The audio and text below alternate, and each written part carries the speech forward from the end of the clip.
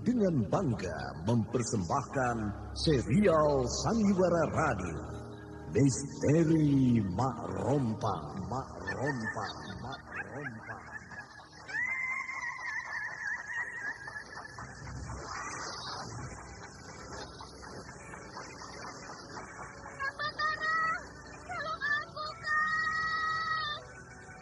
Cepat kemari, Wulan. Mak Rompang, kisah bangkitnya kembali setiap 200 tahun. Seorang anak manusia yang dapat berganti wajah dan wujud. Terkadang menjadi seorang gadis cantik teramat cantik.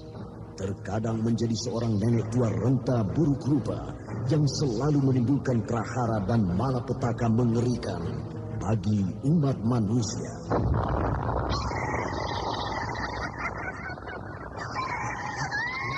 Bahaya, kita dalam bahaya.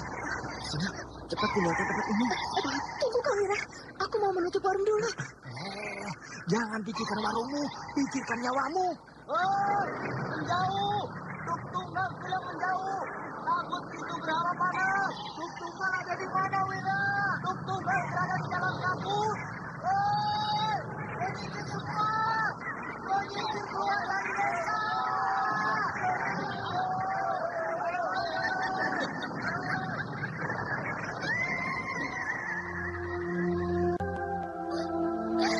Kang Batara bicara sungguh-sungguh.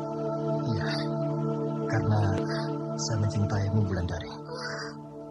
Mak Rompang diselingi pula tawaria penuh canda serta kisah cinta kasih yang penuh dengan liku-liku kehidupan dari dua insan manusia.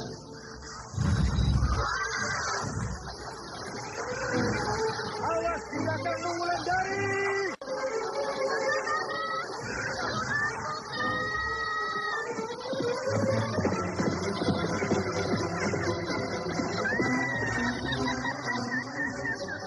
Celaka, Wulandari dibawa lari Mak Rompang. Didukung artis-artis terkenal Ferry Fadli, Ivone Rose, Anna Sambayon, dan sederet bintang-bintang terkenal lainnya. Ikutilah episode keempat, Rembulan Telaga Sore. Rembulan Telaga Sore. Rembulan Telaga Sore. Dia memang gadis yang bisa memberi kekuatan padaku. Marilah kau mendekat ke tepi ranjangku ini. Tidak, aku tidak mau kamu serem.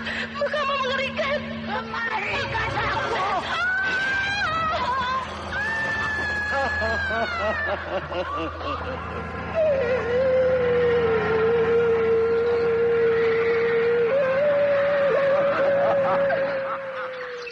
Naskah karya Asmadi Syafar.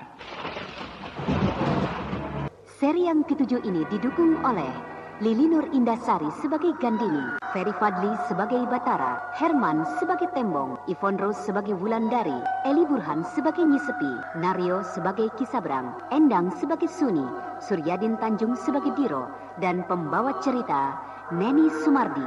Teknik dan montase Indra Mahendra dengan sutradara Denny Denha. Anda sekarang masih mendengarkan Sandiwara Radio di channel Memori 80. Tembong sangat terkejut ketika melihat seekor ular merah menelan kerisnya. Tembong akhirnya sadar bahwa ular itu pasti ular siluman, sehingga Tembong bergerak ingin membunuh ular itu.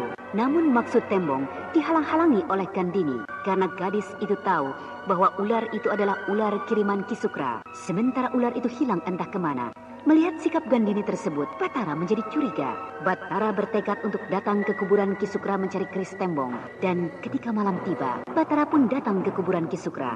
Namun aneh, di sana tidak ada kuburan. Yang ada hanyalah sebuah rumah kecil dengan penerangan yang redup. Di ruangan itu, Batara melihat Gandini sedang bicara dengan Kisukra. Bahkan, tiba-tiba Kisukra menyerang Batara, sehingga terjadilah perkelahian yang seru. Perkelahian itu dimenangkan oleh Batara, namun tiba-tiba saja rumah kecil itu hilang, Kisukra pun hilang, yang ada hanya kuburan Kisukra. Sedangkan Batara berdiri di atas kuburan itu dengan batu nisan Kisukra tercabut oleh Batara. Sementara di tepi telaga sore, Wulandari sedang duduk termenung. Gadis itu sedang menerawang ke masa silam, ke masa-masa indah bersama Batara. Bulan? Oh, Nyi Guru, sejak tadi aku lihat kau termenung di tepi telaga ini, Bulan. Apakah ada sesuatu yang mengganggu pikiranmu? Tidak, Nyi Guru. Saya hanya sedang memperhatikan ikan-ikan kecil di dalam telaga ini. Kau tidak usah berbohong padaku, Bulan. Kau pasti sedang memikirkan sesuatu. Betul kan? Pandangan matanya sepi, seolah-olah memaksaku untuk bicara yang sesungguhnya. Tapi, apakah aku sanggup mengatakan persoalan pribadiku ini? Apakah aku tidak akan malu nanti? Kau tidak usah malu. Nyi Sepi seolah-olah sedang membaca isi hatiku. Katakanlah, apa yang sedang kau pikirkan? Bukankah aku sudah kau anggap sebagai orang tuamu sendiri? Dan kau sudah aku anggap sebagai anakku sendiri? Iya kan? Iya, Nyi Guru. Nah, katakanlah apa yang mengganggu pikiranmu, supaya kita singkirkan pikiran-pikiran itu, sehingga kau belajar padaku dengan pikiran yang jernih, bersih, tidak diganggu oleh hal-hal yang tidak perlu. Aku tidak akan mengatakan kisah cintaku dengan Kang Batara. Apalagi kini Kang Batara sudah tidak ada. Lebih baik aku pedam saja sendiri. Tidak perlu orang lain tahu kecuali diriku sendiri. Kau sedang memikirkan orang tuamu? Iya. Pasti tadi bukan orang tuamu yang kau pikirkan. Tapi ada lagi yang lain. Apakah Nyi Sepi benar-benar tahu apa yang aku pikirkan? Luar biasa guruku ini. Aku belum pernah bertemu dengan orang sehebat Nyi Guru ini. Kau pernah berkenalan dengan seorang pemuda? Pernah. Maksud saya banyak kenal dengan para pemuda. Pemuda-pemuda kawan almarhum kakak saya. Siapa nama mereka? Kang Parma, Kang Togas, Kang Sukri, Lambon, Dungga, Tembong, Kang Purnala. Cuma itu? Iya, cuma itu. Ada nama lain yang kau lupa menyebutkannya? Ada juga, tapi saya lupa nama-nama mereka. Tapi ada satu nama yang tidak kau lupa. Tapi kau tidak mau menyebutkannya, kan? Tidak ada, Nyi Guru. Semua sudah saya sebut. Wulandari, kenapa kau harus bohongi aku, gurumu, orang tua angkatmu? Iya, ada satu nama yang tidak saya sebut. Kau mencintainya, kan? Iya, tapi kini dia sudah tidak ada. Dia gugur di medan perang. Batara gugur? Nyi Guru tahu namanya? Sudah lama aku tahu nama itu, Bulan.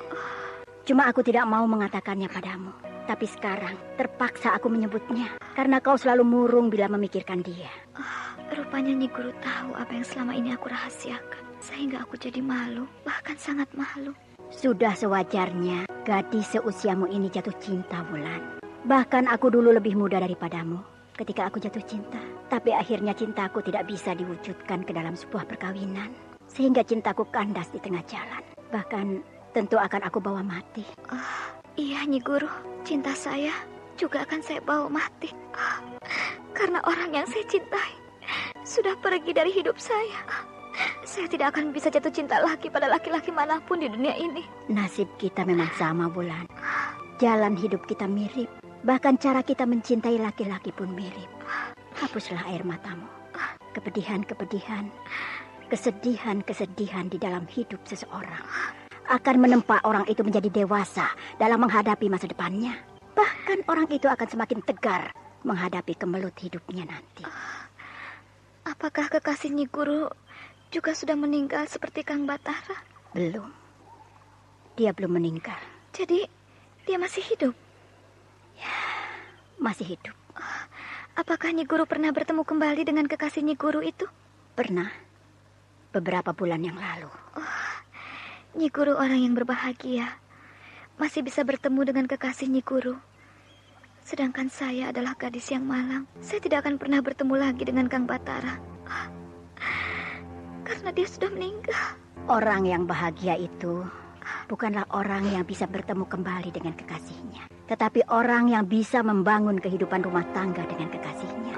Sedangkan aku tidak pernah bisa membangun rumah tangga dengan orang yang aku cintai, Bulan. Sudahlah, mari kita lupakan. Kalau kita bicara soal cinta, maka tidak akan habis sampai di akhir zaman. Saya sulit untuk melupakannya, Nyi Guru. Bayangan Kang Batara selalu berada di pelupuk mata. Seolah-olah dia masih hidup. Kau harus tegar, Bulan. Kau harus berusaha melupakannya. Karena dia tidak akan mungkin hidup lagi ke dunia ini. Nyi Guru, Kang Batara hidup abadi di dalam hati saya, di dalam perasaan saya, sehingga saya tidak akan bisa melupakannya. Sulit untuk melupakan orang yang kita cintai. Aku sendiri sulit untuk melupakan Ki Muncur, walau sudah berlangsung 60 tahun lebih. Wulandari masih duduk di tepi telaga, sedang Nyi Sepi dengan rasa welas asih mendampingi gadis cantik yang sedang murung itu. Mereka berdiam diri, masing-masing hanyut dengan lamunan masa silam mereka, sehingga hari yang beranjak sore tidak terasa oleh mereka. Ketika matahari sedang memerah di sebelah barat, ketika jalan desa Lubuk Mentilin tampak sepi, di jalan desa terlihat melintas sebuah kereta kuda. Yang duduk di dalam kereta itu tak lain adalah Ki Sabrang. Sudah sejak tadi dia berkeliling desa, seolah-olah dia sedang memeriksa keadaan seluruh desa. Namun yang pasti dia berani masuk ke desa Lubuk Mentilin karena dia tahu Batara tidak ada. Karena saat ini Batara lah yang paling ditakuti oleh laki-laki tua yang licik itu. Ketika kereta kuda itu melewati rumah Wulandari, mendadak Ki Sabrang menyuruh kusir kereta menghentikan laju keretanya. Lalu Ki Sabrang turun dari kereta dan ia melangkah ke halaman rumah Wulandari. Kau persis seperti anakmu bila berdandan seperti itu, Suni. Ki Sabrang, setiap hari saya berdandan seperti ini. Oh, lain. Sore ini lain sekali dandananmu. Aku ingat Wulandari bila melihatmu berdandan seperti ini. Ki Sabrang bisa saja. Saya kan sudah tua. Sedangkan anak saya masih muda, masih gadis. Mana bisa dibandingkan dengan saya? Perempuan seumurmu ini belum tua. Berapa umurmu, Suni? 35 tahun. Umur sebegitu belum tua. Bahkan kau sedang matang-matangnya. Mana suamimu? Ada dia? Ada, di dalam. Anda sekarang masih mendengarkan Sandiwara Radio di channel Memori 80. Ya. Baju yang kau pakai ini, baju yang aku belikan untuk Wulandari dulu ya? Iya, Ki. Karena saya suka baju ini, itu sebabnya saya pakai.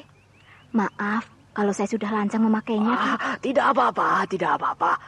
Bahkan aku senang kau memakai baju ini. Kau sangat pantas, sangat cocok memakai baju ini.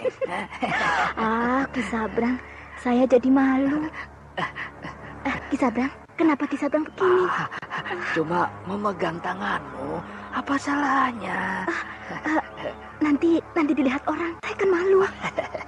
Masih punya rasa malu kamu rupanya ya? Baik.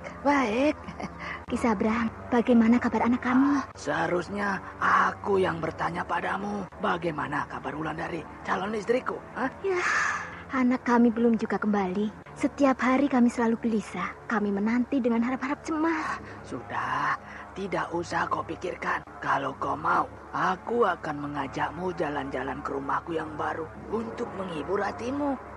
Ki Sabrang punya rumah baru? Iya, aku punya rumah yang baru. Sedangkan rumah untuk Wulandari tidak aku tempati. Kau mau jalan-jalan ke rumahku yang baru? Mau. Tapi bagaimana dengan suami saya? Tinggalkan saja dia. Kita tidak perlu membawa orang sakit jalan-jalan, kan? Baiklah. Tapi bagaimana dengan para tetangga? Kalau mereka melihat saya pergi bersama Ki Sabrang, tentu mereka akan... Tidak usah pedulikan mereka. Yang penting pikirkan dirimu sendiri. Kau harus ada hiburan supaya kepalamu tidak pusing, iya kan? Ayo. Iya. Suni, mau kemana kamu? Pergi sebentar. Buat apa pergi dengan dia? Kembali Suni. Aduh, buat apa istriku pergi dengan Lintah Darat itu? Buat apa Lintah Darat itu didekati lagi? Laki-laki itu pembawa bencana, pembawa malapetaka. Aduh, dadaku terasa sangat sakit. Kang Batara melamun? Kau kan Dini? Tampaknya ada sesuatu yang Kang Batara pikirkan. Ya, aku sedang berpikir untuk berangkat sekarang juga. Sekarang? Iya, sekarang. Bukankah Kang Batara bilang bahwa kita akan berangkat besok pagi-pagi sekali. Ya, rombongan ini silahkan berangkat besok pagi. Sedangkan aku harus berangkat sekarang juga. Kang Batara mau kemana? Mau pulang. Kenapa kita tidak sama-sama saja? Sedangkan rombongan pasukan ini pun mau pulang. Maksudku, aku akan pergi ke tempat lain. Bukan pulang ke Lubuk Mentilin. Ada urusan penting? Atau Kang Batara marah padaku? Tidak, aku tidak marah pada siapa-siapa. Aku tahu Kang Batara marah padaku. Itu sebabnya Kang Batara meninggalkan kami. Aku tidak marah, percayalah. Aku minta maaf kalau beberapa hari ini sikapku menyinggung Kang Batara. Kau aneh, aku tidak tersinggung padamu. Jadi tidak ada yang perlu dimaafkan. Betul? Apa perlu aku bersumpah atas nama Yang Maha Agung? Baiklah. Tapi bagaimana keselamatan kami bila Kang Batara meninggalkan rombongan ini? Tidak usah khawatir. Ki Sukra dan istrinya akan menjaga kalian. Tadi sore aku melihat kau bertengkar dengan Batara. Apakah kalian ribut? Tidak. Lalu kenapa kau murung malam ini kan ini? Karena Kang Batara pergi. Pergi? Kemana? Aku tidak tahu. Dan kita ditinggalkan begitu saja? Iya. Lalu kalau ada bahaya seperti kemarin malam, bagaimana? Kata Kang Batara, kalau ada bahaya, kita akan ditolong oleh Ki Sukra dan istrinya. Justru bahaya itu datang dari Ki Sukra dan istrinya. Kamu takut? Kamu? Tidak. Oh, aku juga tidak. Apalagi kerisku sudah kembali ke tanganku. Baguslah. Kalau Ki Sukra dan istrinya datang, kau harus hadapi mereka. Oh, tentu. Aduh, bagaimana caranya aku menghadapi kedua siluman itu? Kenapa kamu bingung, Tembong? Oh, siapa yang bingung? Kita, kalau menghadapi bahaya harus senang. Harus berpikir jernih. Sehingga bahaya yang besar akan menjadi kecil bagi kita. Tapi kenapa Batara pergi tidak bilang pada aku ya? Kang Batara bilang, kamu harus sama-sama aku. Bersama-sama dengan kamu? Iya. Oh ya, aku memang harus menjaga keselamatanmu.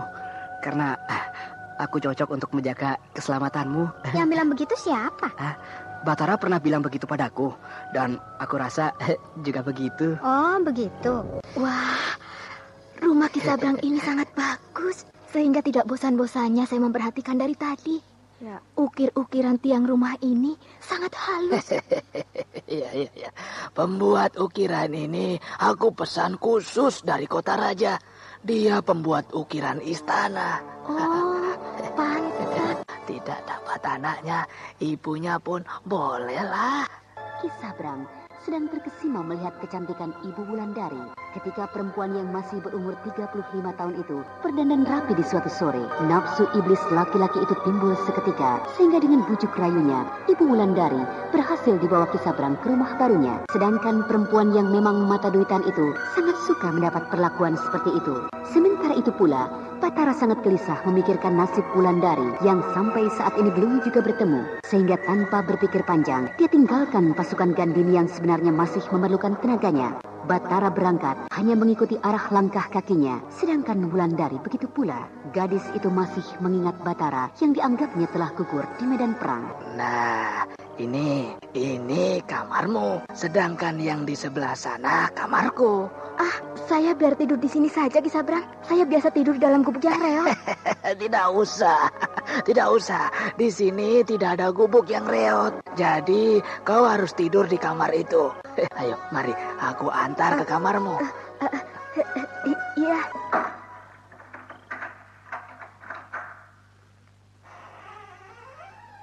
Nah, ini kamarmu. Ayo, masuklah. Tapi... tidak usah malu. Kamar ini memang untuk para tamu yang menginap di sini. Iya. Kalau kau perlu apa-apa, tinggal bilang pada pelayan rumah ini. Pasti akan dilayani. Iya. Selamat istirahat. Iya, Ki Sabrang. Terima kasih. Aku ditinggal sendiri dalam kamar ini. Aku serasa mimpi berada di dalam kamar yang besar dan indah ini. Alangkah bagusnya kalau aku bisa menjadi istri Ki Sabrang. Sehingga aku bisa memiliki semua kekayaan yang ada di dalam rumah ini. Dulu, Wulandari lari dari rumah Ki Sabrang. Sehingga aku yang disekap di rumahnya sebagai ganti anakku. Ketika itu aku sudah berharap agar aku bisa menjadi istri Ki Sabrang. Tapi ternyata tidak. Aku dilepaskan kembali. Semoga saja sekarang ini apa yang aku harapkan itu bisa menjadi kenyataan. Tidak usah menjadi istrinya. Jadi wanita simpanannya pun aku mau. Asal harta kekayaannya menjadi milikku. Aku sudah bosan menjadi istri Tiro. Laki-laki itu nasibnya buruk. Dia tidak pernah ditakdirkan menjadi orang kaya. Dia ditakdirkan oleh Yang Maha Agung untuk miskin sepanjang hidupnya. Sehingga aku pun terbawa-bawa bernasib buruk. Aku pun terbawa-bawa menjadi miskin. Sudah hampir 1 tahun aku berada di padepokan Telaga Sore ini. Yang aku lihat hanya hutan belantara. Aku tidak pernah bertemu orang lain selain Nyi Sepi. Apa itu? Seperti suara binatang menginjak ranting-ranting kering. Apakah seekor rusa yang datang kemari untuk minum air telaga ini? Manusia. Siapa dia? Mau apa dia kemari? Bagaimana dia bisa kemari? Hei, siapa itu? Saya, Wulan. Kang Batara. Iya, saya datang kemari mencarimu. Tapi bukankah Kang Batara sudah gugur di medan perang? Bukan saya yang gugur, tapi Purnala. Jadi benar-benar Kang Batara masih hidup? Seperti yang kamu lihat sendiri. Kang Batara. Wulan. Kang Batara, saya sangat rindu. Rindu sekali, Kang. Aku juga rindu padamu, Wulan. Itu sebabnya siang dan malam aku terus mencarimu. Kang Batara, bawalah saya pergi dari sini. Saya tidak mau berpisah lagi, Kang. Saya ingin selalu berada di samping Kang Batara. Baik, mari kita pergi dari sini. Mari kita hidup di dunia yang ramai. Tunggu. Ini titipan dari Purnala ketika dia akan gugur di medan perang. Ini jimat. Katanya simpanlah jimat ini baik-baik. Jimat ini tanda cintanya padamu. Jangan, saya tidak mau. Saya tidak mencintainya. Saya hanya mencintai Kang Batara. Tidak ada siapa-siapa lagi yang saya cintai selain Kang Batara. Tidak apa-apa, simpan sajalah. Kan orangnya pun sudah mati, sudah tidak ada di dunia ini. Betul. Kang Batara tidak marah? Buat apa aku marah? Baiklah, akan saya simpan jimat ini sebagai kenang-kenangan dari sahabat kakak saya. Terimalah. Aduh, jimat itu jatuh. Itu dia, Wulan. Mana, Kang? Kang Batara? Kang Batara kemana? Kang Batara! Kang Batara kemana? Kenapa Kang Batara meninggalkan saya? Kang! Aku bermimpi. Apakah benar Kang Batara masih hidup? Benarkah yang gugur itu Kang Purnala? Dan aku merasakan Kang Batara masih hidup. Mimpiku ini bukan mimpi permainan tidur, tapi mimpi tentang sebuah berita kehidupan. Aku harus mencari Kang Batara. Pasti Kang Batara berada di Lubuk Mentilin. Saya ingin bicara, bolehkah? Bukankah selama ini kita juga selalu bicara? Mulai dari soal-soal yang paling enteng sampai soal-soal tentang kehidupan yang paling dalam. Nah, apa yang akan kau katakan padaku, Wulan? Apakah boleh saya kembali ke desa saya? Kembali ke desamu? Iya, Nyi Guru. Saya ingin melihat kedua orang tua saya. Saya sangat rindu kepada mereka. Apakah kau tidak takut menghadapi bahaya? Bahaya yang datang dari Kisabrang. Karena laki-laki itu suruhan Mak Rompang. Dia pasti tetap mencarimu di seluruh negeri. Iya, saya takut juga. Tapi rasa rindu pada kedua orang tua saya serasa sudah tidak bisa saya tahan lagi, Nyi Guru. Apakah mereka selamat dari cengkraman Mak Rompang? Apakah mereka masih hidup? Kalau masih hidup, di manakah sekarang mereka tinggal? Dan kalau mereka sudah mati, di mana kuburan mereka? Ya, rindu pada kedua orang tua memang susah untuk ditahan, Wulan. Aku sendiri pun bisa merasakannya. Aku tidak bisa melarangmu. Jadi, Nyi Guru mengizinkan saya untuk kembali ke desa saya? Pergilah, asal tidak lama-lama. Terima kasih, Nyi Guru.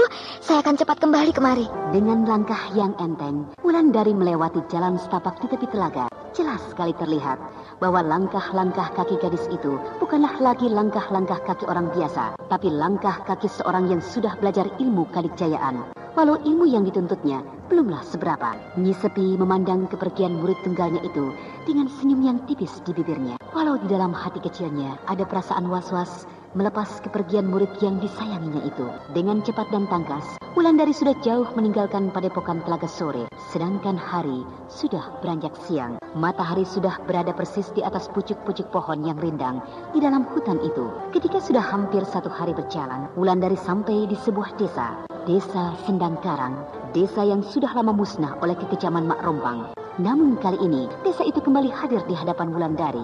Sedang gadis yang masih hijau itu tidak menaruh curiga sedikit pun. Desa apa yang tampak di hadapanku itu?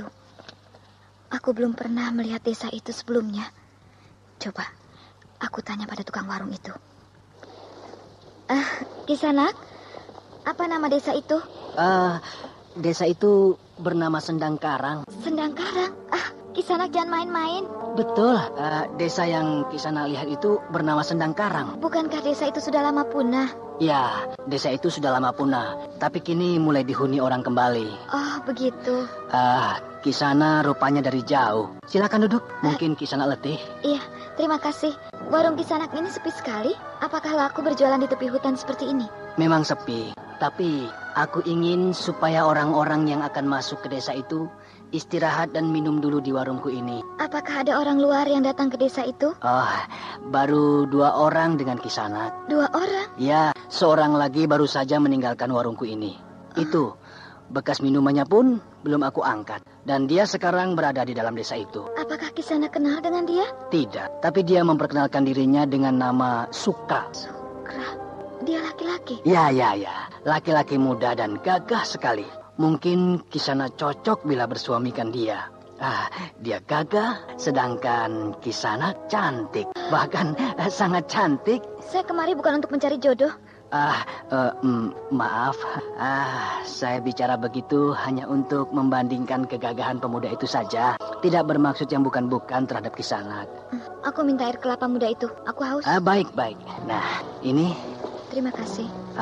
Kalau boleh saya tahu, Kisanak dari mana dan mau kemana? Dari Telaga Sore dan mau ke Lubuk Mentilin. Wah, Lubuk Mentilin masih jauh dari sini. Kisanak terpaksa bermalam di desa Sendang Karang karena meneruskan perjalanan pada malam hari sangat berbahaya. Apalagi Kisanak masih muda dan cantik seperti ini. Aku memang bermaksud untuk bermalam di desa Sendang Karang itu. Kalau begitu, bermalam di rumah saya saja. Saya menyewakan kamar untuk orang-orang yang kemalaman. Baik. Jadi aku juga tidak usah susah-susah mencari penginapan. Kalau boleh saya tahu, siapa nama Kisanak? Wulandari. Panas sekali malam ini. Aku tidak bisa tidur. Lebih baik aku keluar. Semoga istri tukang warung tadi belum tidur. Aneh. Kenapa tiba-tiba tempat ini penuh dengan serigala? Padahal tadi hanya sebuah warung. Aku harus tenang. Aku harus siap bila mereka menyerang aku. Iya.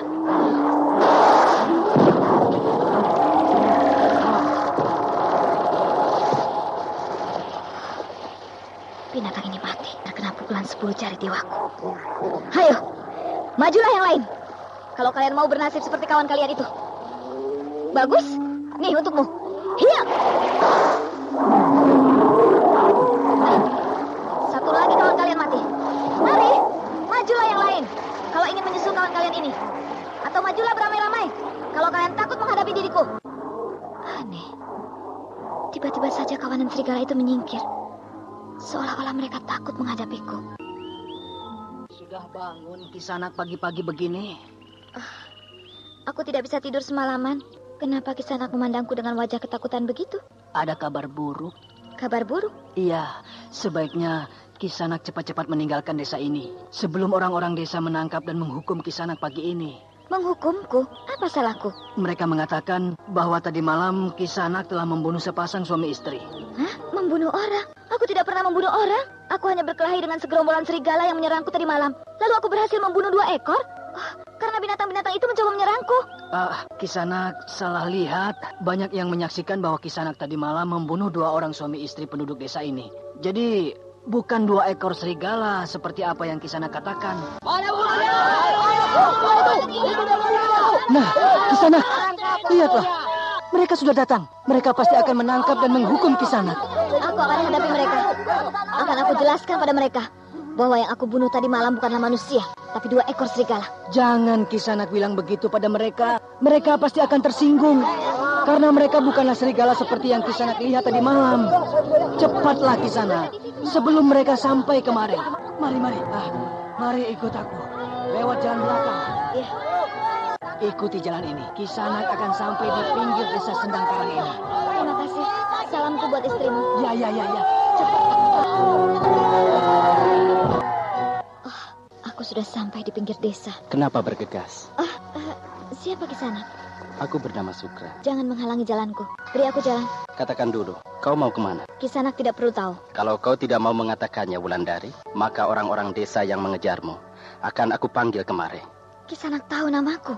Ki Sukra yang berubah menjadi muda dan gagah masih berhadapan dengan Wulandari di tepi desa Sendang Karang. Sementara di kejauhan, tampak orang-orang desa berbondong-bondong mendatangi rumah tukang warung tempat Wulandari menginap tadi malam. Wulandari dalam bahaya, tapi gadis itu belum menyadari bahaya yang mengancam keselamatan dirinya. Dari mana Kisanak tahu namaku? Anda sekarang masih mendengarkan Sandiwara Radio di channel Memori 80. Betul kan nama Kisanak Wulandari? Ya, namaku Wulandari. Dan dengan siapa aku berhadapan sekarang ini? Aku bernama Sukra. Mari kita menyingkir dari tepi desa ini. Karena sebentar lagi orang-orang desa itu mencarimu kemari. Pasti tukang warung itu juga sudah bicara denganmu. Bahwa aku sedang dikejar orang-orang desa Sendang Karang. Iya, karena kau sudah membunuh 2 orang desa itu tadi malam. Aku tidak membunuh orang. Tapi aku diserang oleh sekelompok serigala. 2 ekor serigala itu mati olehku ketika kedua ekor binatang itu mencoba untuk menyerangku. Itulah kesalahanmu. Kau membunuh orang, tapi kau tidak mengakuinya. Bahkan kau menghina mereka, karena kau menganggap mereka hanya sekelompok serigala. Tapi aku benar-benar membunuh 2 ekor serigala, bukan membunuh 2 manusia. Itulah kesalahanmu. Kenapa kau selalu mengatakan itu kesalahanku? Jangan marah dulu. Jangan marah. Siapa yang tidak marah? Kalau kau juga sama dengan mereka, menuduhku membunuh orang. Padahal selama hidupku, aku belum pernah membunuh orang. Sudahlah, mari kita menyingkir dari sini. Sebentar lagi mereka pasti akan sampai kemari. Lalu mereka akan menghukummu. Bahkan mungkin mereka akan membunuhmu pula. Baik. Tunggu dulu. Kenapa, Wulan? Kisanak mau kemana? Namaku Sukra. Ya, aku sudah tahu namamu. Yang aku tanya, kau mau kemana? Aku tidak tahu harus... Ketidaksetujuan. Bukan lebih baik. Karena kalau ada menghadapinya berdua. Aku bisa menghadapi, tidak perlu bantuan orang. Tetapi kalau... Jaga diriku sendiri. Baiklah. Aku tahu bahwa kau memang bisa menjaga dirimu sendiri. Dari caramu berpakaian, sudah terlihat. Bahwa kau bukanlah gadis biasa. Tapi gadis yang sudah mendapat tempaan dari seseorang yang sakti. Nah, sampai ketemu lagi. Tiba-tiba hilang dia dari hadapanku. Siapa sebenarnya pemuda gagah tadi? Manusiakah? Atau bukan? Tapi kata Nyi Guru, ilmu hilang semacam itu biasanya dimiliki oleh orang-orang yang berilmu tinggi. Rupanya aku sudah berhadapan dengan orang yang berilmu tinggi. Nek, aku pulang, Nek. Batara, kemana saja kau berbulan-bulan? Kenapa kau tega meninggalkan aku yang sudah tua renta ini? Pergi melaksanakan tugas negara, Nek. Tapi bagaimana dengan aku? Kalau tiba-tiba kau datang, aku sudah tidak ada. Apakah kau tidak menyesal? Iya, menyesal. Tapi... Aku butuh kawan, Batara. Aku kesepian sejak ditinggal mati oleh kakekmu. Iya, Nek. Saya mengerti. Saya akan menemani Nenek. Hanya kalau tiba-tiba saya ada tugas, saya akan tinggalkan Nenek sebentar. Sudahlah. Aku juga mengerti tugasmu. Cuma aku minta dengan sangat. Cepatlah kau berumah tangga. Lalu suruh istrimu tinggal bersama aku di sini. Nenek. Aku bicara sungguh-sungguh, Batara. Kalau ada istrimu di rumah ini, aku ada kawan, ada pengganti dirimu di rumah ini. Apalagi kalau tiba-tiba istrimu hamil, lalu melahirkan. Alangkah bahagianya aku, sudah setua ini. Aku masih sempat menggendong seorang cicit. Nek Patmi.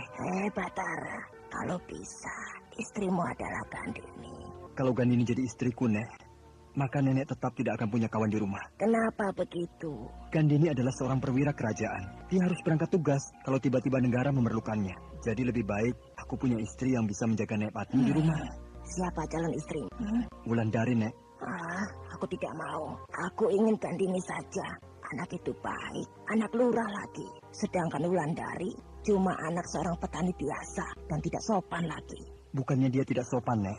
Tapi dia takut bicara sama Nenek. Takut apa? Takut salah. Maklum, dia sangat menghormati Nek Patmi. Jadi dia takut salah kalau bicara. Gandini kalau mau bicara, ya bicara saja denganku. Tidak pernah takut-takut. Sebenarnya... Sudahlah, aku suka pada Gandini. Tapi tidak pernah suka pada Wulandari. Titik. Mau kemana kau? Mau ke rumah Wulandari, Nek. Aduh, kemari kau. Kemari. Ada apa, Nek? Buat apa kau ke sana? Buat apa? Menengok Wulandari. Sudah. Jangan mengurusi mereka. Keluarga itu sudah berantakan. Berantakan bagaimana, Nek? Berantakan. Wulandari sudah hilang entah lari dengan siapa. Ibunya pergi bersama Ki Sabrang. Ki Sabrang? Iya, Ki Sabrang. Sampai sekarang tidak pulang-pulang. Sedangkan bapaknya kini terbaring sakit di rumahnya. Kasihan. Mau kemana lagi? Mau melihat Bapak Wulandari yang sakit, Nek. Itu anak tidak bisa dinasehati. Akhirnya sampai juga aku ke kampung halamanku ini. Desa ini masih seperti dulu. Sepi dan sunyi kalau sudah tengah malam begini. Tapi aku suka pada desaku ini. Apalagi kalau terang bulan seperti ini. Daun-daun kayu berwarna perak keemasan disinari cahaya bulan. Itu rumah Marsiti. Dulu ketika aku kecil, aku sering main di halaman rumah itu dengan Marsiti. Dengan Yati, dengan Naning. Dan masa kecil 3 rumah lagi, aku akan sampai di rumahku. Tapi perasaanku tidak enak. Wulan! Seperti ada yang memanggil namaku. Kau terkejut? Kau... Ya, aku suka. Ternyata kita bisa bertemu lagi di sini, di desa ini. Pasti kau mengikuti aku selama ini. Tidak, Wulan. Aku berjalan kemana kakiku membawa diri ini. Dan ternyata malam ini, aku sampai di Lubuk Mentilin ini. Baiklah, kita berpisah di sini. Mau kemana kau, Wulan? Pulang ke rumahku. Silakan. Aku akan meneruskan perjalananku. Kenapa laki-laki bernama Sukra itu selalu berjumpa denganku? Apa maksudnya? Ataukah perjumpaan itu hanya kebetulan saja? Aku harus perhatikan dia. Mungkin saja dia bilang padaku bahwa dia akan meneruskan perjalanannya. Tapi dia balik kemari dan mengikuti aku. Dia tidak ada. Padahal dia tadi berjalan ke sana. Masa cepat betul jalannya? Masa cepat betul hilangnya? Yang ada hanya seekor serigala melintasi jalan itu. Aku tidak peduli. Aku tidak perlu memikirkan dia. Aku harus sampai cepat di rumahku. Betul. Bapak Wulandari sedang sakit. Dia terbaring di atas balai-balai itu. Siapa itu? Saya, Kidiro. Kau, Batara. Duduklah. Sudah. Kidiro tidak usah bangun. Tidur sajalah. Bagaimana keadaanmu sekarang? Baik, Kidiro. Kidiro tidur saja. Tidak usah duduk seperti ini. Tidak apa-apa. Aku tiba-tiba sembuh melihatmu datang. Tenagaku seolah-olah pulih kembali. Tapi Kidiro belum sembuh. Kidiro masih sakit. Biar. Aku ingin duduk. Aku ingin bebas bicara padamu. Jadi betul aku berhadapan dengan kau, Batara. Kenapa begitu, Kidiro? Semua orang di desa ini tahu bahwa kau gugur di medan perang. Tapi tidak sangka aku sekarang bisa berhadapan denganmu. Yang gugur itu bukan saya, Kidiro, tapi Purnala. Purnala yang gugur? Iya, Purnala. Jadi mungkin yang menyampaikan berita itu yang salah. Iya, juga tidak begitu percaya ketika kau dikabarkan gugur. Kala itu pertempuran memang sangat ganas, tapi berkat lindungan yang Maha Agung, saya selamat dari ancaman maut. Iya, tapi desa kita makin hari makin muram. Semua menjadi berantakan. Kita orang-orang kecil ini tidak tahu lagi siapa sebenarnya yang menjadi lurah di desa ini. Ki Reksokah atau orang lain? Kalau Ki Lurah ikut berperang bersama kami, maka yang akan menjalankan tugas sehari-hari adalah Wista, wakil Ki Lurah. Iya. Memang begitu peraturan yang sebenarnya. Tapi kenyataannya selama ini bukan begitu. Bukan begitu bagaimana? Bukan. Yang mengatur urusan Ki Lurah bukan Ki Wista, tapi Ki Sabrang. Laki-laki dia. Laki-laki ini harus aku hancurkan kalau bertemu denganku. Di mana Ki Sabrang itu sekarang, Kidiro? Apakah ada di kelurahan? Aku tidak tahu, Batara. Bahkan istriku dibawa olehnya 5 hari yang lalu. Sampai kini belum juga pulang. Aku tidak tahu nasib Ibu Wulandari sampai sekarang. Untuk apa dia membawa Ibu Wulandari, Kidiro? Entahlah, aku tidak pernah tahu. Mereka pergi naik kereta kuda kisah perang ke arah sana. Wah, bahaya. Ibu Wulandari dalam bahaya. Biar saya susul, Kidiro. Percuma, Batara, percuma. Kau tidak akan bisa menemui mereka. Kenapa, Kidiro? Kalau dia sudah pergi dari hadapan kita, sulit untuk mencarinya. Dia bagaikan tikus. Akan saya cari di seluruh lubang tikus, Kidiro. Dia tidak akan saya biarkan lolos dari negeri ini. Oh, sudah keterlaluan laki-laki busuk itu. Dia pikir kampung ini miliknya. Dia pikir seluruh penduduk kampung ini budaknya. Sehingga seenaknya saja dia memperlakukan orang di sini. Aku melihat segumpal asap di kejauhan. Asap yang berwarna keperakan terkena cahaya bulan. Aneh, asap itu seperti dikendalikan oleh tenaga gaib. Asap itu bergerak bagai punya mata. Oh, asap itu seolah-olah mulai melihat kehadiranku di sini. Asap itu berhenti. Aku yakin asap itu bukan asap biasa dan juga bukan kabut. Baik, akan aku coba menghancurkan asap itu dengan ilmu yang telah diajarkan oleh Ki Mujur. Ilmu pembuka jalan.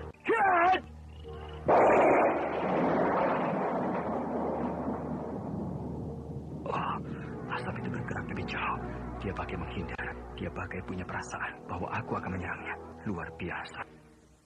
Kenapa jadi begini? Panah ini jatuh persis di depan pedepakan. Berarti panah ini sudah selesai menjalankan tugasnya, Ki Sabrang. Dia sudah berhasil membunuh suamiku.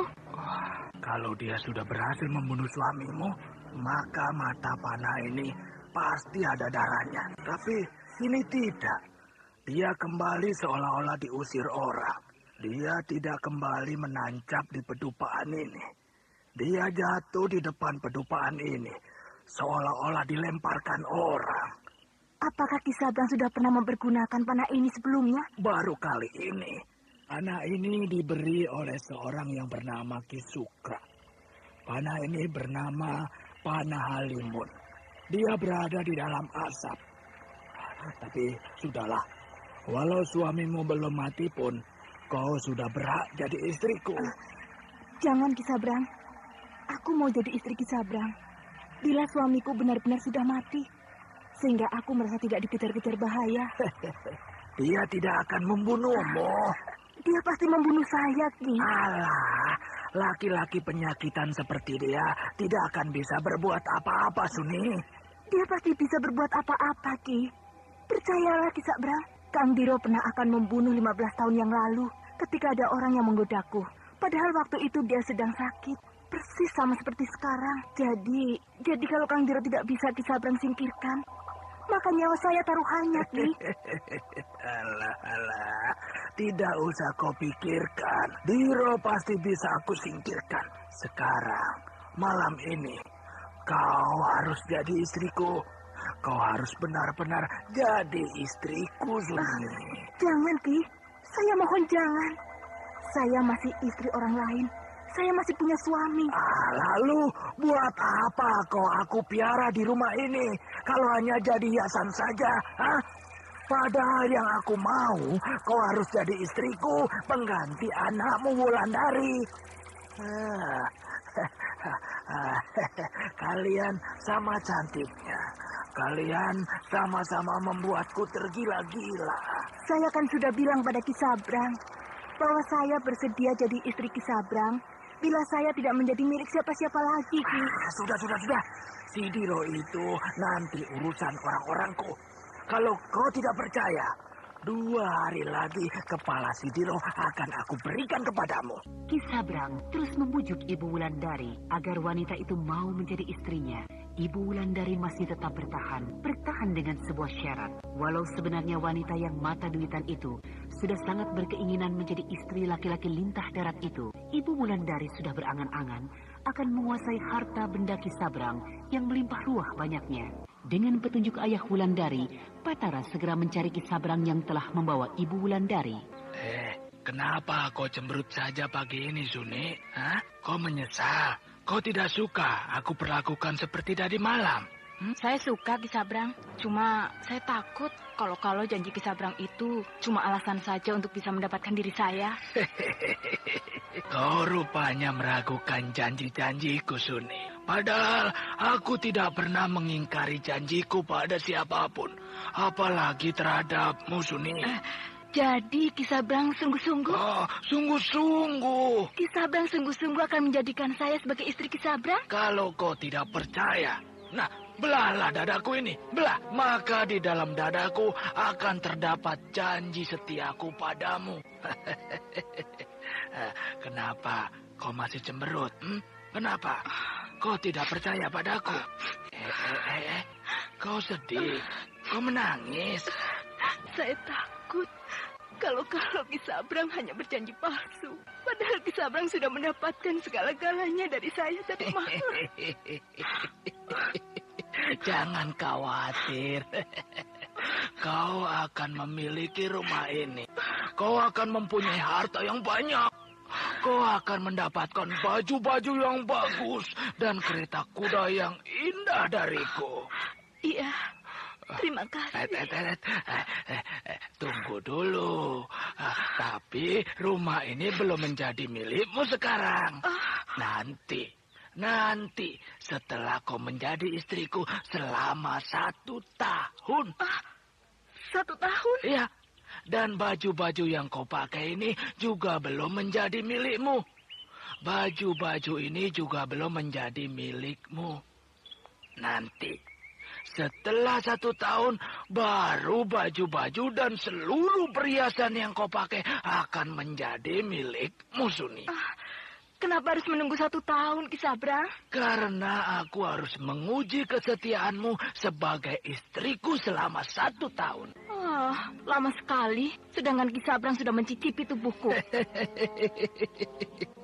Menguji kesetiaan memang memerlukan waktu yang lama. Paling cepat ya 1 tahun.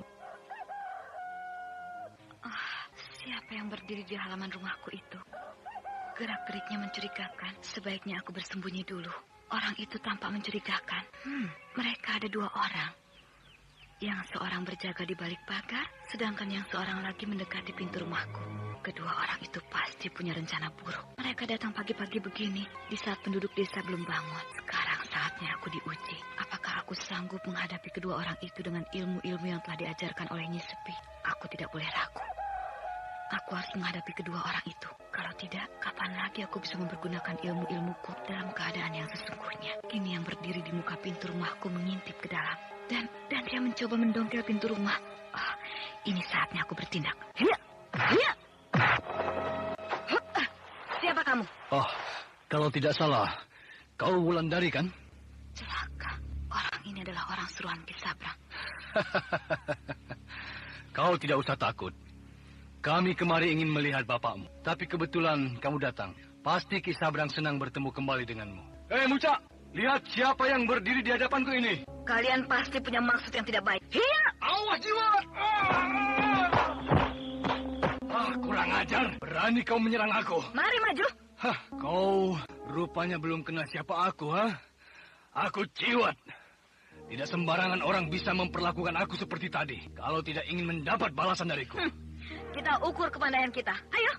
Semoga aku bisa memukulmu untuk kedua kali. Sayang. Kau terlampau cantik untuk bisa menerima pukulanku. Kalau kau tidak mau memukul aku, maka aku yang akan memukulmu untuk kedua kalinya.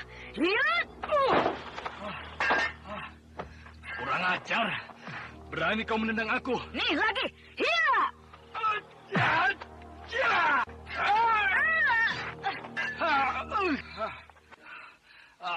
Aku tidak menyangka kalau kau bisa juga berkelahi Wulandari. Tapi aku tidak akan membiarkan kau lolos dariku. Kau harus aku bawa ke hadapan Ki Sabrang. Keras juga pukulan laki-laki ini. Sampai aku harus terhempas ke tanah. Tapi aku tidak boleh putus asa. Kalau perlu aku mati di halaman rumahku ini. Aku ringkus kau. Lepaskan. Lepaskan. Ini tertangkap kau, gadis cantik. Kau tidak akan bisa lari lagi. Harumnya rambutmu ini membuatku bergairah memitingmu seperti ini. Hei Muca, lihat ini. Aku bisa memeluknya. Bukankah Ki Sabrang belum pernah bisa memeluk gadis ini? Lihat, aku bisa memeluknya seperti ini.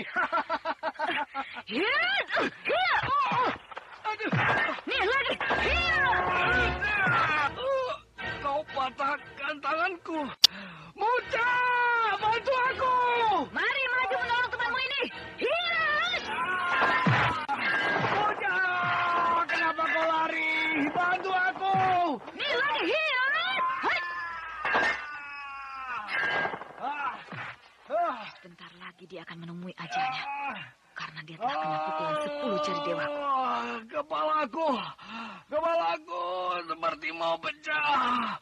Pukulan jari dewaku belum begitu sempurna, sehingga dia lama menunggu kematiannya. Kau bunuh. Mati dia. Sayang kawannya tadi lari. Kalau tidak, tapi baru sekali ini aku membunuh orang. Ngeri juga melihat dia meregang nyawanya. Cepat sekali orang suruhanku ini kembali. Kisabrang. Atur dulu napasmu, baru bicara. Kisabrang, begitu. Bagaimana? Berhasil kalian membunuh diri? Ki. Mana kepala orang miskin itu? Mana? Tidak bisa, Ki. Anda sekarang masih mendengarkan Sandiwara Radio di channel Memori 80. Betul, Ki. Tidak berhasil. Apa aku tidak salah dengar? Betul, Kisabrang. Bahkan Jiwat mati di halaman rumah Diro. Hah? Mati? Jiwat mati? Jangan main-main kamu. Betul, Kisabrang. Jiwat mati di tangan seorang perempuan ketika Jiwat mencoba membuka pintu rumah Diro. Berita macam apa ini? Siapa perempuan yang membunuh Jiwat? Perempuan itu sudah Kisabrang kenal. Bahkan Kisabrang sangat kenal dengan dia. Siapa? Jangan kau buat aku menebak-nebak. Perempuan itu Wulandari, Ki. Siapa? Wulandari? Betul, Kisabrang. Perempuan itu adalah Wulandari. Kau jangan bicara yang bukan-bukan, Mucak. Pasti kalian sedang berhadapan dengan perempuan siluman yang menyerupai Wulandari. Tidak, Ki. Saya kenal betul wajah gadis itu. Saya kenal betul suara gadis itu. Karena beberapa bulan yang lalu, saya dan Jiwat menjaga dia. Ketika Kisabrang menawannya di rumah Kisabrang yang dulu. Mana mungkin. Wulandari tidak bisa apa-apa. Membunuh semut pun dia tidak bisa. Apalagi membunuh orang. Tapi saya benar-benar menyaksikan Wulandari membunuh Jiwat, Kisabrang. Gadis itu hebat. Ilmunya tinggi. Kalau hanya dengan Wulandari saja, kalian sudah menyerah kalah. Mana kehebatan kalian? Mana? Mana jaminan dari Kisono Keling bahwa kalian adalah perwira-perwira andalan Singosari? Kisabrang, jangan membawa-bawa Singasari dalam kejadian ini. Kalau tidak mau aku membawa-bawa Singasari, buktikan padaku bahwa kalian tidak bisa dipermainkan oleh gadis ingusan itu. Mana bisa kalian dikalahkan oleh Wulandari? Mana bisa? Aku tidak percaya laporanmu, Mucak. Kalau Kisabrang tidak percaya, silakan lihat di sana, di depan regol itu. Mayat siapa yang saya letakkan di sana? Kalau bukan mayat kawan saya Jiwat. Kisabrang, sudah 2 orang kawan saya gugur selama bertugas di tempat Kisabrang ini. Jadi Kisabrang mempunyai 2 tanggungan nyawa kawan saya. Aku tidak peduli. Kalian bertiga sama di sini bayar. Aku gaji. Kalau kalian di sini, beren yang tidak becus Kisabrang tidak mau bertanggung jawab atas kematian 2 orang kawan saya. Maka lebih baik saya meninggalkan Kisabrang. Saya akan kembali ke pasukan saya di Sungai Batanghari. Tunggu. Jadi betul Wulandari yang membunuh Jiwat. Apakah perlu saya ulangi laporan saya, Kisabrang? Ya. Baik. Aku percaya laporanmu. Nah, ini hadiah untukmu. Terimalah. Terima kasih, Ki. Tapi ingat, kau tidak boleh bilang pada Kisono Keling bahwa Jiwat mati di tangan seorang perempuan ingusan itu. Bilang saja bahwa Jiwat mati di tangan Batara. Kenapa begitu, Ki? Aku masih sayang pada gadis itu. Aku tidak mau kalau gadis itu dihukum oleh orang-orang Singasari. Tapi biar aku yang menghukum Wulandari. Aku tidak percaya kalau Wulandari bisa membunuh Jiwat. Pasti mereka sudah melihat siluman yang menyerupai Wulandari. Atau mereka memang bertemu dengan Wulandari. Lalu mereka berebut Wulandari. Lalu mereka saling bunuh. Dan Jiwat berhasil dibunuh oleh Mucak. Sedangkan Wulandari dia simpan di tempat lain. Kurang ajar. Kalau memang benar perwira Singasari ini menyembunyikan Wulandari, maka akan aku hukum dia. Tapi bagaimana aku bisa menghukumnya? Melawannya saja aku tidak sanggup. Dia seorang perwira yang terlatih, sedangkan aku hanya seorang pedagang yang sudah tua renta. Aku yakin dia sudah mendapatkan Wulandari. Siapa itu? Aku, Wulan. Bapak? Iya, aku, Wulan. Kenapa Bapak sampai berada di balik para dapur ini? Aku takut. Takut apa? Tadi aku mendengar suara ribut-ribut di luar. Suara orang berkelahi. Lalu aku bersembunyi di sini, Wulan. Bapakku mendengar perkelahian antara aku dan pesuruh-pesuruh Ki Sabrang. Kau tidak melihat apa-apa di luar, Wulan? Tidak, Pak. Mari, aku tuntun Bapak ke balai-balai itu. Terima kasih, anakku. Terima kasih. Ternyata kau kembali juga ke rumah ini. Ternyata kau pulang juga, Wulan. Iya, aku kembali ke rumah kita ini, Pak. Aduh. Karena aku rindu pada Bapak, pada emak. Syukur. Aku bersyukur pada Yang Maha Agung bahwa kita dipertemukan juga. Kau tidak apa-apa, anakku. Kau sehat-sehat saja selama ini. Sehat, Pak, sehat. Seperti yang Bapak lihat. Nah, tidurlah Bapak di sini. Iya. Bapak rupanya sakit keras. Aku sakit memikirkanmu, Wulan. Tapi semoga aku bisa sembuh setelah melihat kau ada di hadapanku seperti ini. Akan aku rebuskan air buat Bapak. Tidak usah. Duduklah rapat-rapat dekatku, Wulan. Iya, Pak. Kau sekarang gemuk, nak. Pasti kau sudah diselamatkan oleh orang baik hati. Iya, saya diselamatkan oleh seorang perempuan tua yang baik. Bahkan saya diangkat anak oleh dia. Dalam dunia yang sedang keruh begini, di dalam negeri yang sedang rusuh begini, masih ada rupanya orang baik padamu, Wulan. Iya, Pak. Kadang-kadang saya suka membandingkan pada emak. Kenapa orang itu begitu baik, sedangkan emak sendiri tidak pernah memperhatikan saya. Emakmu bukan manusia, Wulan. Mungkin dia iblis yang berwujud manusia. Buktinya, aku sakit begini. Tega dia meninggalkan aku.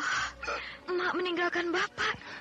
Kemana emak? Dia pergi dengan lintah darat itu, nak. Ki Sabrang? Iya.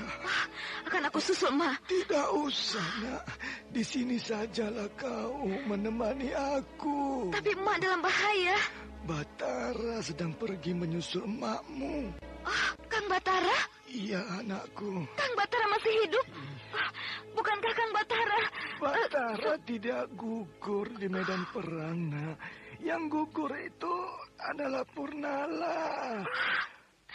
Betul begitu, Bapak? Betul, Wulan, betul. 2 malam yang lalu dia datang kemari melihat aku. Lalu dia bergegas pergi mencari ibumu. Yang Maha Agung. Betul rupanya mimpiku itu. Engkau telah memberi petunjuk pada hambamu ini.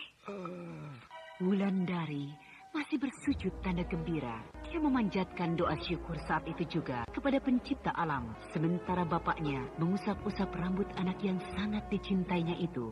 Dia sangat sedih melihat bapaknya dalam keadaan sakit keras. Namun, Wulandari tiba-tiba menjadi gembira ketika dia mendengar dari bapaknya bahwa Batara masih hidup. Bahkan kini Batara sedang pergi mencari ibunya yang dibawa oleh Ki Sabrang. Maaf, Ki Lurah. Saya pulang membawa berita buruk. Aku sudah tahu, anakku. Tidak usah kau ceritakan lagi tentang kehancuran pasukanmu. Dari mana Ki Lurah tahu bahwa pasukanku hancur diserang oleh orang-orang Singasari? Ki Sabrang. Ki Sabrang, hebat laki-laki tua itu. Cepat dia tahu bahwa pasukanku dihadang oleh musuh. Pantaslah kalau dia terpilih menjadi perwira sandi kerajaan. Tapi pasukanmu tidak ada yang gugur, kan? Tidak, Ki Lurah. Hanya 3 orang yang terluka ringan, sedangkan 2 orang luka parah. Bagaimana keadaan mereka sekarang, Gandini? Sudah berangsur sembuh, Ki Lurah. Itu sebabnya aku terlambat kembali ke desa ini. Kau sendiri bagaimana? Apakah Ki Lurah juga tahu kalau aku terluka? Ya. Mana luka-lukamu itu? Ini hanya tinggal bekasnya saja. Baguslah. Kau kini sudah punya pengalaman perang. Sudahlah. Tidak usah dipikirkan kekalahanmu itu. Kerugian yang kita tanggung memang cukup besar. Tapi tidak apa-apa. Tidak ada perang yang menguntungkan perang itu merugikan. Iya, Ki Lurah. Tapi kita harus berperang untuk mempertahankan kehormatan kita. Mempertahankan kehormatan negara kita.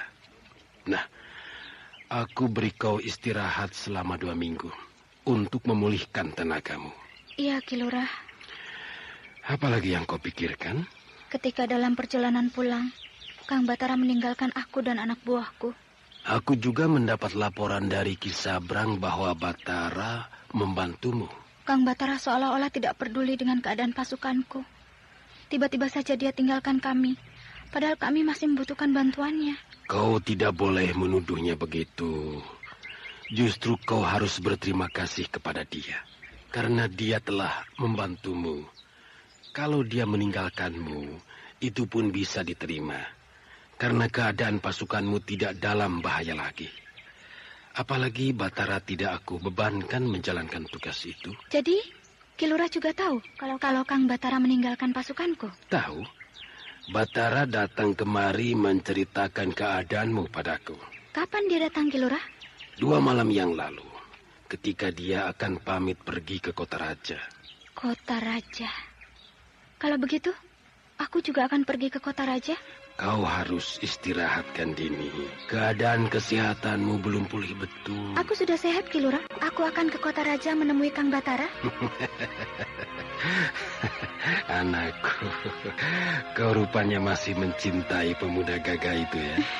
Ki Lurah, izinkan aku ke Kota Raja. Iya, pergilah. Di sana aman. Tapi urusan kau dengan Batara bukanlah urusanku. Itu urusan kalian. Jadi Ki Lurah merestui kalau aku mencintainya? Dari dulu aku sudah mengatakan padamu, anakku, Batara bukanlah orang yang pantas untuk jadi calon suamimu, walau dia hampir memenuhi semua syarat. Kalau begitu, nanti siang aku akan pergi ke Kota Raja. Oh, sepi. Rumah Ki Sabrang itu sepi. Tidak ada satupun orang di dalam rumah itu. Tapi aku harus periksa dari dekat. Siapa tahu Ibu Wulandari disekap di dalam rumah itu.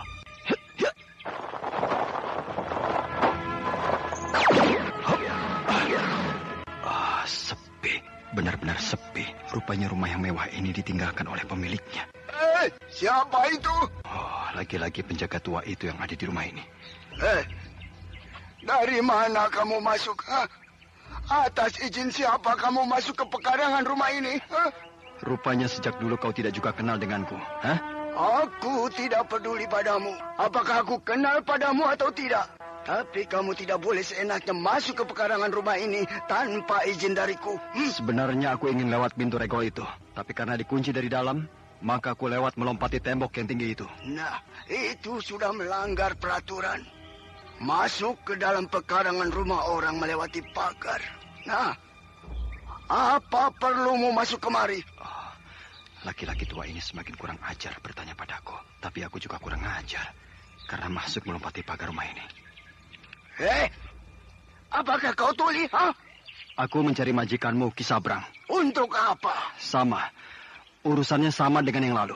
Majikanku tidak ada. Dia tidak pernah ada di rumah ini. Orang ini kenapa jadi aneh begini?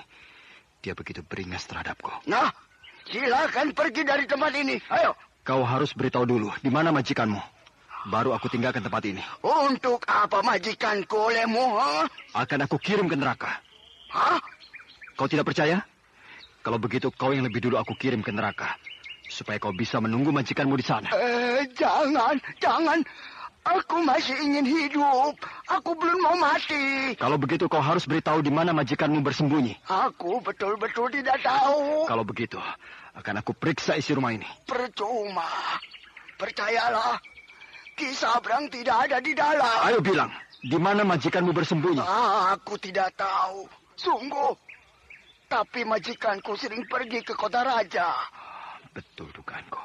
Ki Sabrang pasti bersembunyi di Kota Raja. Kalau kau tidak percaya, silakan periksa isi rumah ini. Tidak usah. Aku percaya pada keteranganmu. Dengan langkah yang cepat, Batara meninggalkan halaman rumah yang luas itu. Ketika Batara sampai di pintu regol, penjaga rumah yang bernama Tungo bergegas membukakan pintu regol. Batara berhenti sejenak. Dia menoleh ke belakang, memperhatikan bangunan mewah yang kurang terawat karena lama tidak ditempati oleh pemiliknya. Lalu dengan cepat, Batara melangkah mengayun kaki, meninggalkan segala kekesalan hati. Batara berjalan menuju kota raja. Sedangkan dari desa Lubuk Mentilin, tampak seekor kuda berlari kencang. Penunggangnya tak lain adalah Gandini, anak lurah desa yang sedang dimabuk cinta pada Batara. Gandini pun juga menuju kota raja. Debu mengepul tinggi ke udara yang melanda setiap jalan yang dilaluinya. Gandini sudah memasuki gerbang kota. Gadis manis yang berhati keras itu menambatkan kudanya di pintu gerbang kota. Lalu dia melangkah ke sebuah warung yang terletak di dekat tambatan kuda itu. Dia duduk di warung itu sambil memesan minuman, sedangkan matanya tajam mengawasi orang-orang yang lalu lalang di depan warung. Sudah sejak tadi aku duduk di warung ini, tapi tidak satu pun dari orang-orang yang lewat itu aku kenal. Apakah adik mau tambah lagi minumnya? Tidak, terima kasih. Apakah adik sedang menunggu seseorang? Iya, saya sedang menunggu kakak saya. Oh, di mana dia tinggal? Saya belum tahu rumahnya, itu sebabnya saya menunggu di sini. Pasti adik bukan orang di sini. Iya, saya datang dari Lubuk Mentilin. Oh, Lubuk Mentilin. Siapakah nama kakak adik itu? Batara. Batara? Rasanya baru kali ini saya mendengar nama itu. Iya, dia orang baru di sini. Apakah ada penginapan di dekat sini? Ada. Itu di ujung jalan ini. Tapi akhir-akhir ini penginapan di seluruh kota raja selalu penuh. Penuh? Kenapa begitu? Ya, entahlah.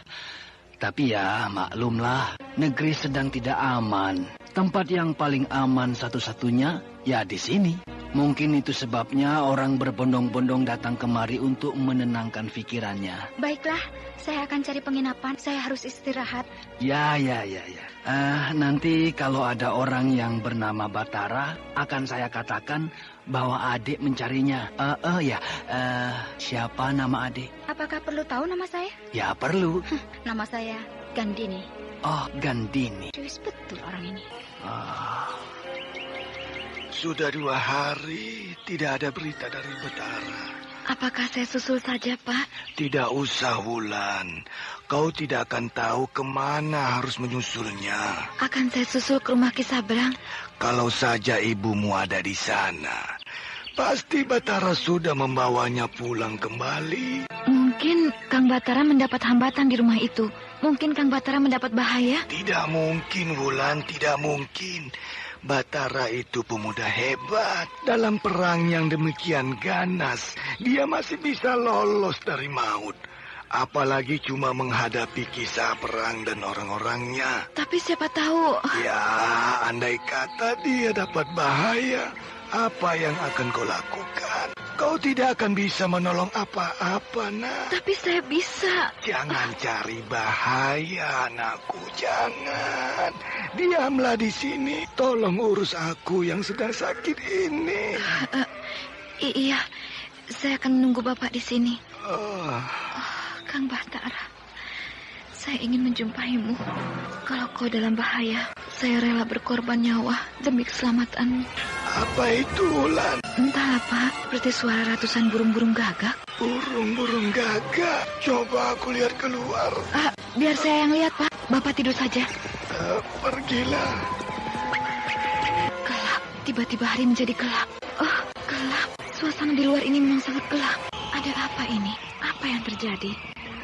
Apakah dunia akan kiamat? Apakah matahari sudah pecah?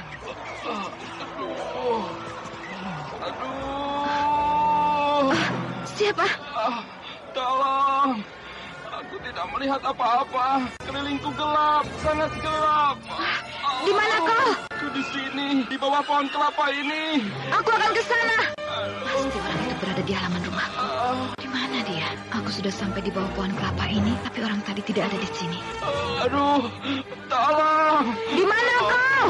Di sini, di bawah pohon kelapa. Aku akan ke sana. Berarti dia berada di bawah pohon kelapa di pinggir jalan. Kau Sukra? Iya. Aduh, kakiku. Kenapa kakimu? Tolong kakiku. Aduh. Kenapa kakimu? Kakiku dipegak. Oh, kakimu berdarah. Tunggu, akan aku ambilkan daun. Tidak usah. Aku punya obatnya. Nih, ada di tangan kananku. Aduh, tapi aku tidak bisa melihat apa-apa di dalam gelap ini. Aneh. Mungkin kau buta. Sedangkan aku masih bisa melihat samar-samar di dalam gelap seperti ini. Tolong taburkan obat ini pada lukaku. Mari. Aduh. Kau harus tahan sakitnya. Bagaimana? Sudah agak hilang sakitnya. Wah, hari kembali terang. Burung-burung galak itu terbang menjauh. Aku kini bisa melihat lukaku. Lukamu cukup pedar. Kulit kakimu robek. Aku merasakan kakiku tadi disambar beberapa ekor burung gagak. Mereka menarik kulit kakiku dengan paruh mereka. Aku berusaha mengusir, tapi tidak bisa. Karena tadi hari sangat gelap. Aneh. Lukamu perlahan-lahan bertaut kembali. Iya, itu berkat obatku ini. Sebentar lagi lukaku ini tidak akan berbekas. Wah, obatmu mujarab betul. Ini obat pusaka. Kalau kau terluka, kau boleh meminta obatku ini. Apakah sekarang aku boleh minta sedikit obatmu ini? Oh, nanti kalau kau terluka. Nah, ini, ambillah lagi obatmu ini. Iya. Nirian, lukaku sudah sembuh. Bahkan bekasnya pun sudah tidak ada. Tunggu. Ada apa? Bapakku, aku harus kembali ke rumahku. Loh, kenapa bapakmu? Bapakku sedang sakit. Bapak. Pak. Oh, darah bertetesan di lantai. Oh, Bapak terluka. Tubuh bapakku seperti dicabik-cabik. Bapak! Oh, bapakku meninggal. Wulan? Bapakku mati. Bapakku mati dicabik-cabik binatang buas. Bapakmu mati dicabik-cabik burung gagak. Kenapa aku tinggalkan Bapak? Kenapa aku tinggalkan bapakku tadi? Wulandari masih bersimpuh di samping balai-balai bapaknya.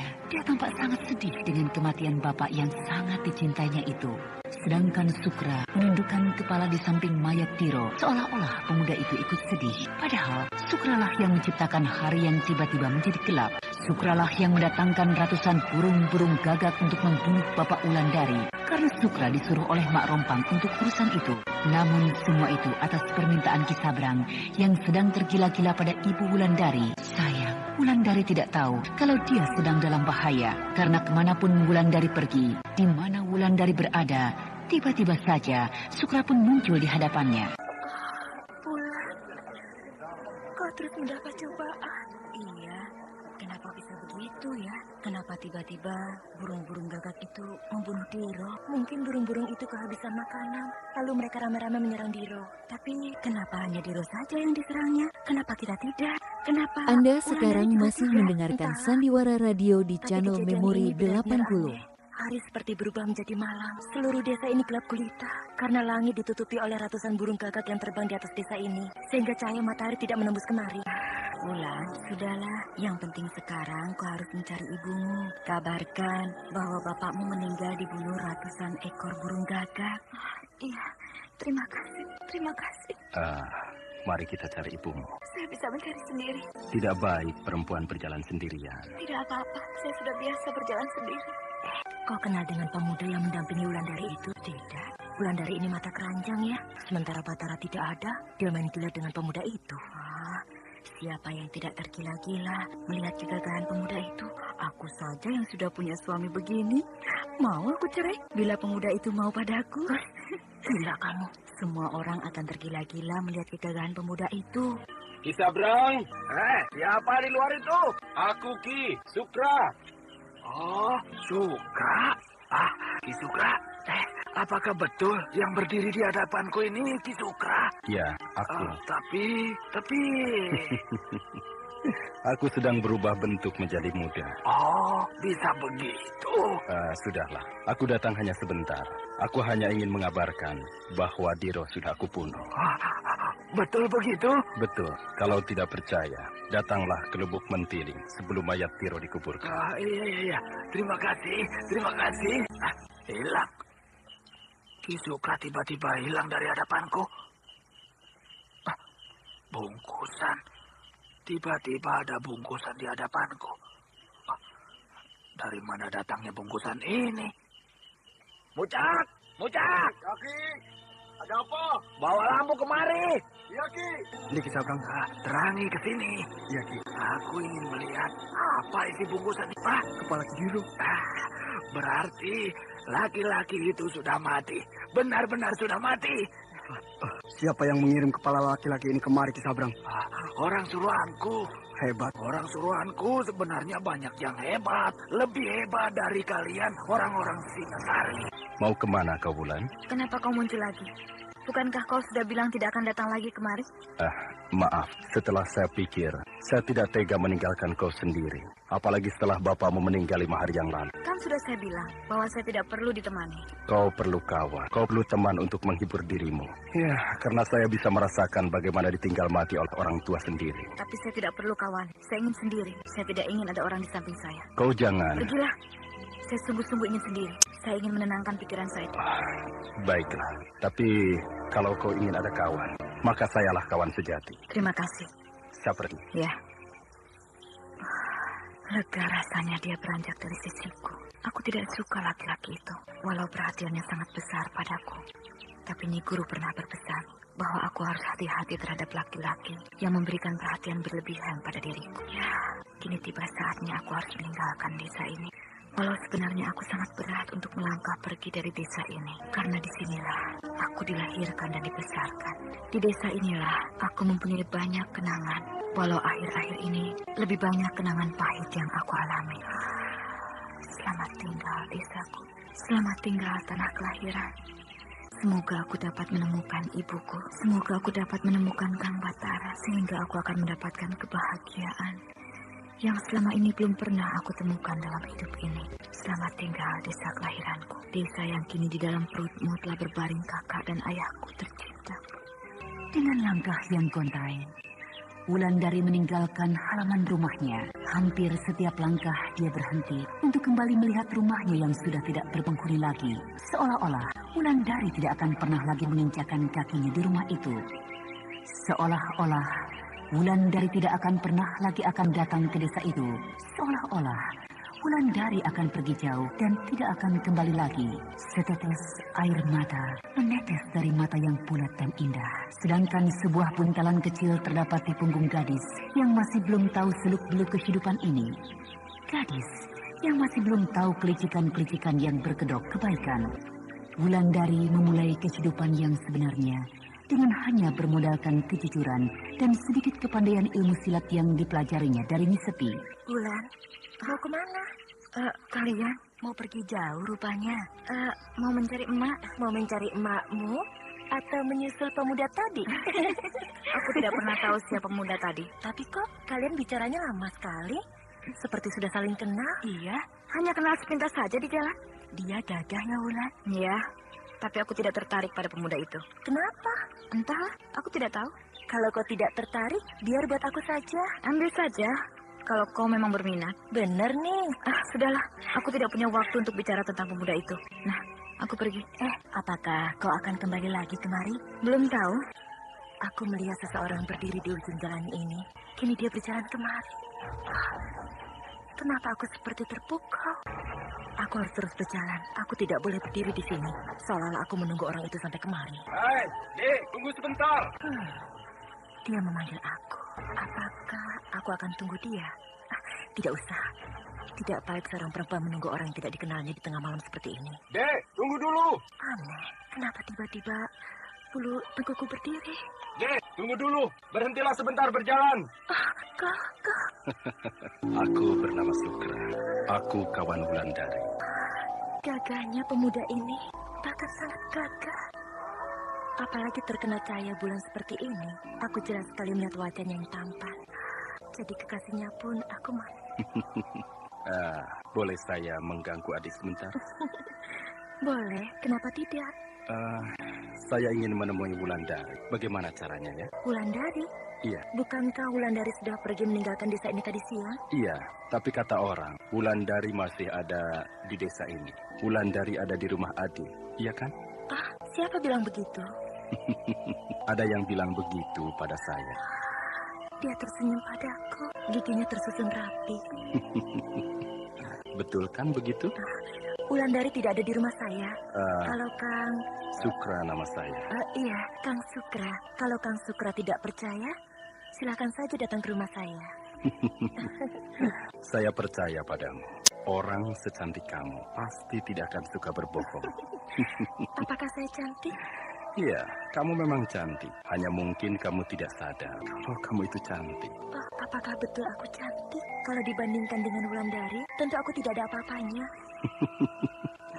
Ya, kalau dibandingkan Wulandari, tentu Wulandari lebih cantik.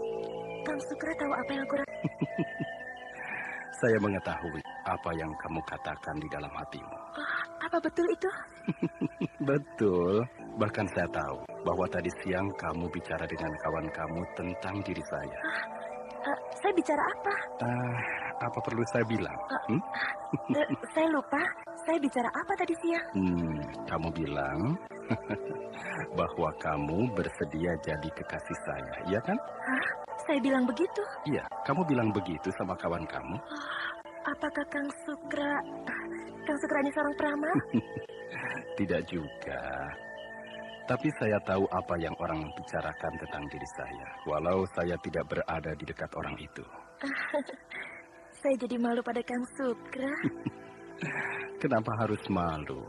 Karena saya juga bersedia mendampingimu malam ini. Jadi bagaimana dengan Wulandari? Loh, kenapa harus memikirkan Wulandari? Bukankah Wulandari? Saya tidak pernah menjadi kekasih Wulandari. Mari duduk di sini. Kita habiskan malam yang penuh cahaya bulan ini berdua. Ayolah. Saya harus pulang. Nanti saya antar kau pulang, Inu. Kang Sukra tahu namaku? Jangankan namamu, apa yang sedang kau pikirkan pun aku tahu. Marilah, duduklah di dekatku ini, Inu. Iya, Kang. Kau takut? Iya, saya agak takut. Kenapa? Saya seperti berada di sebuah tempat yang aneh. Tempat apa?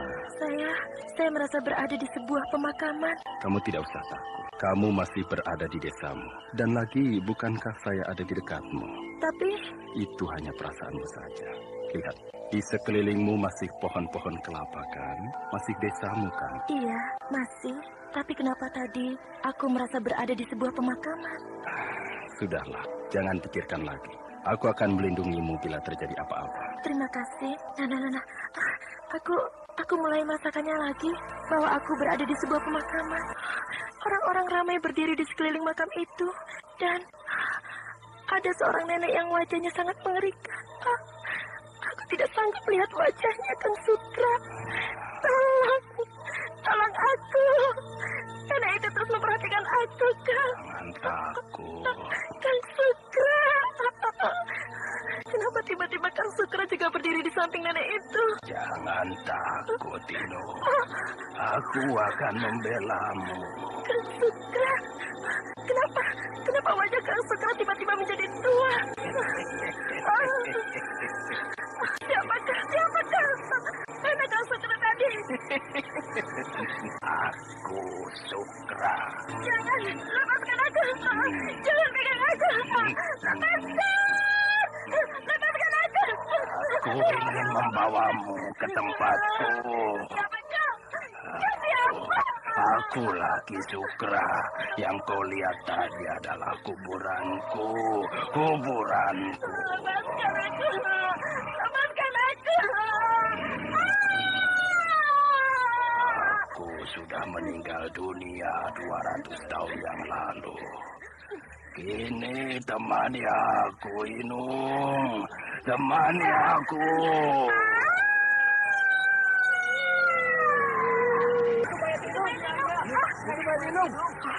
Lehernya biru, mungkin bekas cekikan. Iya, lehernya membiru. Di sana kawan Wulandari, bukan? Iya, saya kawan Wulandari.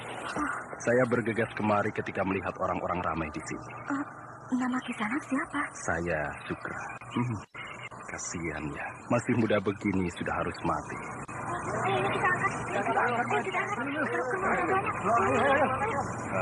Siapa nama gadis yang mati? Perlahan-lahan, orang-orang desa itu mengusung mayat Inung di atas sebuah usungan darurat. Sedangkan kawan-kawannya yang lain yang melihat jenazah itu dengan perasaan sedih karena telah hilang seorang kawan mereka yang selama ini sama-sama bermain dengan mereka, sama-sama bercanda dalam suka dan duka. Sedangkan Sukra, laki-laki aneh itu memandang usungan jenazah Inung dengan perasaan hambar. Namun pandangan mata laki-laki itu tampak tajam, seolah-olah dia belum puas dengan kematian Inung. Nah, saudara pendengar, bagaimanakah nasib Wulandari selanjutnya? Untuk mengetahui jawabannya, ikutilah lanjutan cerita ini pada seri berikutnya. Demikianlah tadi serial Sandiwara Radio, Misteri Mak Rompang, episode keempat, Rembulan Telaga Sore. Dipersembahkan oleh Denhas Adyaswara bekerja sama dengan PT Sinar Effendi Murni, produsen tablet obat kuat Aladina, obat terlambat bulan Menpas Kapsul, tablet obat kuat dan pegal linu Duta Rema, dan jamu godok Cap Gorilla. Terima kasih atas perhatian Anda. Sampai jumpa.